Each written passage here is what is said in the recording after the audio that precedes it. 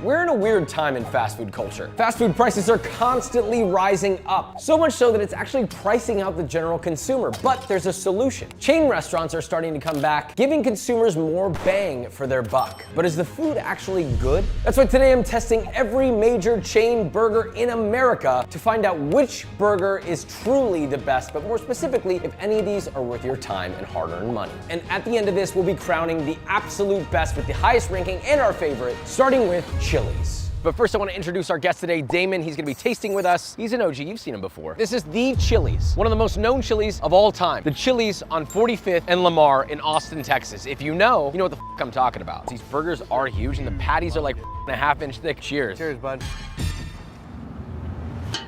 I'm gonna give you the good and the bad. The good, the meat's really fatty, juicy. I like the toppings that are on it. There's a little too much lettuce, we'll look past that. And the flavor is decent. It kind of tastes like a hotel burger. The bad, the bun is super duper dry. It's not really toasted. It's like sticking, literally sticking to the burger. The lettuce is super soggy. There's no sauce on it and it's pretty severely under-seasoned. Flavor, good. I agree with the under-seasoned. Could use a little salt, maybe a little acid, but definitely mushy on the bottom for sure. But I love being a juicy burger. I'd say B-. I'd be really happy if I ordered this. I would give this a C+, almost a B. We can average that out to a C. Moving on. We're at a place that used to have the name International House of Burgers, IHOB, and then they changed it back to IHOP because that sounds so stupid. I don't know why they did that, but they do have a breakfast burger. This does seem to be the iconic choice. It's got a fried egg. Here we go, cheers.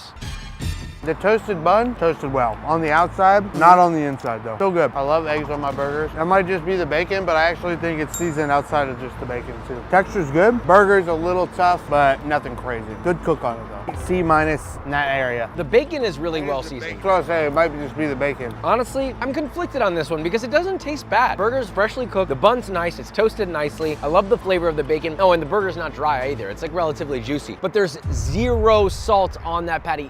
Zero. And there's zero salt on the egg. If it weren't for this bacon, this burger would be probably a D, but I don't hate it. I don't love it. I'm gonna give it a C. That's a C tier for IHOP, and I see why they switched back to the name. The search for our A tier continues, but I know where we can find it. No, not there, down here. That's right, it's been on my feet, keeping my little toes warm this whole time. I'm talking about today's sponsor, Bombas. Yes, socks. Look, whether you're cooking at home or on an adventure to find great food, you're on your feet a lot and you gotta take care of them dogs. Look no further than Bombas, the ultimate gift for everyone. Who can resist the comfort of cozy, long-lasting socks on a chilly day? They say they spent 2 years in research and development to rigorously test for comfort and durability, and honestly, it does show. Not only do Bombas feel good, but they do good too. For every pair purchased, they donate essential clothing items to those in need. And so far, they've donated over 140 million essential clothing items. Thanks, Bombas. If you don't want to give socks for a gift them to yourself. You deserve it. You can feel good. You're getting the most comfortable socks on the market, made to last the holiday season and way beyond. New customers get 20% off their first purchase. Just go to bombas.com/Joshua and use code Joshua20 at checkout. Now, on with our search. We're at the second highest grossing restaurant on the entire list. It is the one, the only Applebee's. I've intentionally avoided Applebee's for my entire life. Even as a child, I saw that shit and I was like, I don't know if I need to go there. This is the whiskey burger. It is the highest calorie burger at 1,600 calories. It's a big boy. So it's got fried onions, whiskey sauce, raw onions. I like that they did the raw and the cooked. I think that's a cool combo. I'm actually excited about this. Cheers. Really greasy, almost unbearably. There's a lot of fixings on here. You can't really taste much of the burger, but the overall flavor is nice. I can taste the whiskey and the sauce, which is kind of nice. I'm not sure if it's artificial or not though. There's a lot of sweetness going on. I like the fried onions. They're crunchy, they're seasoned nicely. I love the combination of the raw onion with that to provide a little extra oomph. The patty is juicy. You know, this was a really well-crafted burger. I think that's what stands out to me the most. There's enough of everything. Thick cheese, lots of onions. Cook on the burger was good. A little under-seasoned, but it was seasoned. This is, I think, my favorite one so far. So B. I'm gonna give this a B. Applebee's. Moving on. Now into the Outback. Let's see if a fan favorite appetizer mixed with a burger could bring us our first A tier. This is the Bloomin' Burger. It is their most popular burger. The patty itself is questionable. It clearly went straight from the freezer and onto the grill. Cheers. It's definitely got some texture from the crispy bloomin' onions, which are delicious, by the way. And it's got that lovely bloomin' onion sauce on there. Patty, pretty underwhelming, a little dry. Honestly, I'm kind of happy with this one. It's not bad, but if you took the onions off of this burger would be so mid. All of the experience is relying fully on the blooming onion, which, by the way, the fried onion tastes great. Seasoned nicely, it's still crispy. That's all I taste. I do not taste the beef. I do not taste the cheese. You could put any meat in between these buns and it would taste pretty much the same, I feel like. The beef itself is super chewy for some reason. How did that happen? But it tasted good. The sauce was okay. So as a burger in a burger competition, I'm gonna give this a D. I like D. What? Down under at the Outback with our first D-tier burger. Moving on to a potential top contender though, Red Robin. We have high expectations of this place because they specify gourmet burgers. So this better be gourmet. This is the gourmet burger. This is the most OG-est of their OG burgers. It looks actually quite beautiful. Here we go.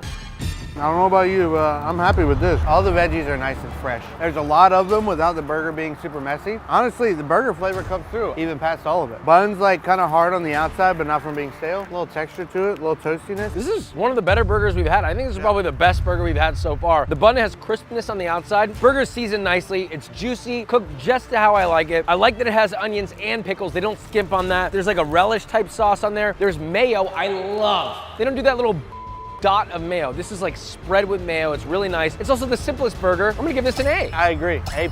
And our first A tier of the video. That's a great start this early on, but we aren't looking for something good. We're looking for something great. The question is, where is our S tier? We're at Buffalo Wild Wings. We've got burgers that I think might be the best looking burgers I have seen all day. Are they going to beat Red Robin? That is the question, because I think this could be a contender for S tier. The burger's juicy as it's dripping. The vegetables are nice and green. This is called the triple. It does not have triple patty, but honestly, I'm not upset. It looks beautiful. Let's try it.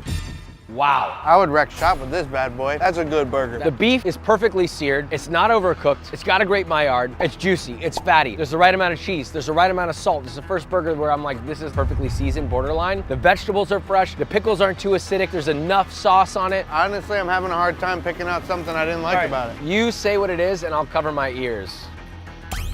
If Red Robin was an A, this is an S tier. Buffalo Wild Wings, what is going on? So a welcome surprise with that S tier, but I still think we have an even higher S tier coming. Moving on. Before we move on to our next spot, I have something important. Black Friday and Cyber Monday, you can get both of my cookbooks. Don't forget, if you don't have it or you want to give a gift, you guys have supported it so much. I appreciate you. The link's in the description. If you don't have one, get one for a friend. The holidays are coming up. The link's in the description. Now on to the next. It all of a sudden got very windy because we are now at Denny's avocado burger. Cheers.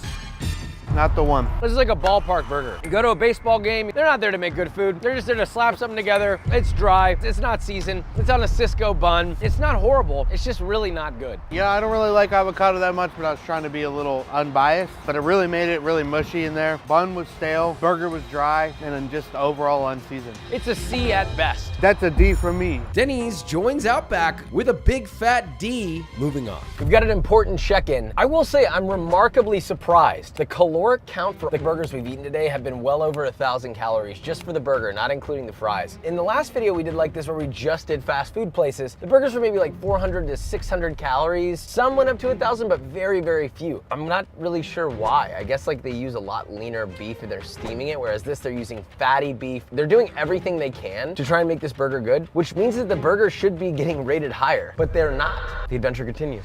Now we move on to a real player here. One of my favorite chain restaurants out there, Texas Roadhouse. It is the second highest grossing casual dining restaurant in America, and the only other one above it is Olive Garden, and they don't have a burger. So that basically makes this the top one of this video. Looking juicy. It's pretty good. I don't know if it's the best one we've had. There's a lot of fixins on here, which you know I like. The burger was cooked well. There's a lot of texture from the tomato, the onions. The bun, mid, but it's okay. This is a thicker patty. It appears to be seared. It has sort of a barbecue sauce on it, mushrooms, onions, sauteed onion, and raw. This is honestly probably one of the worst menu items I've ever eaten here. I mean, the burger's okay. It's cooked okay. It's juicy. It's not dry. I appreciate that. Seasoning is mid. It could use a little bit more salt, a little more flavor. It's a little overwhelming with the barbecue sauce flavor. I'm not tasting burger. I'm just tasting like barbecue sauce. I think the Chili's burger was better than this, but I don't know. You want to say our rating at the same time? I think I do. C. Texas Roadhouse, I love you and everything that you have to offer, except your burger. Moving on. All right, we're at the Las Vegas Casino of Restaurants, Cheesecake Factory. This is one of the most popular burgers, the macaroni and cheeseburger. They have it on the clam burger menu. I didn't even realize this is a fried macaroni and cheese puck over a burger. It's got heft to it. Wow, I'm actually surprised by how bad that is. Honestly, I think it's the fried mac and cheese that was lowered into oil. It's been used 6 million times without being filtered. Can you taste that? Is that cheese sauce?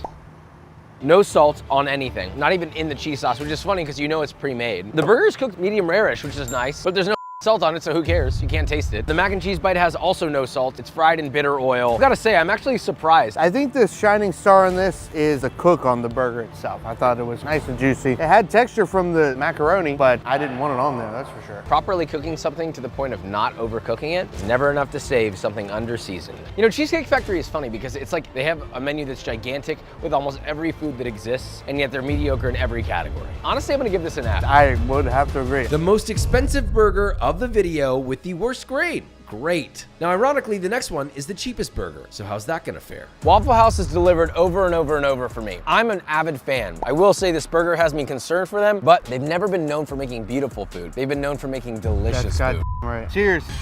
It's good for how straightforward it is. I mean, it's just cheese, meat, and bacon. That's it. I think the burger's seasoned. The bacon's crispy, but also it's got those like fatty, unrendered parts. For what they put on here, it's pretty good. I'm actually really surprised. It tastes like what it looks, but in the best way possible. Like the bacon's half crispy, half flaccid, so it's fatty still, but also crunchy. The meat is actually seasoned properly. I wish there was a bit more Maillard, but that's fine. It's not the end of the world for this burger. It was toasted in the bacon fat on the griddle, so you're tasting bacon all throughout it. This is like a I've been out drinking burger, and it's gonna be one of the most glorious things you've ever eaten. If you are not under the influence, you'll eat it and you'll go, this is a mighty decent burger. And I think it's worthy of a solid B.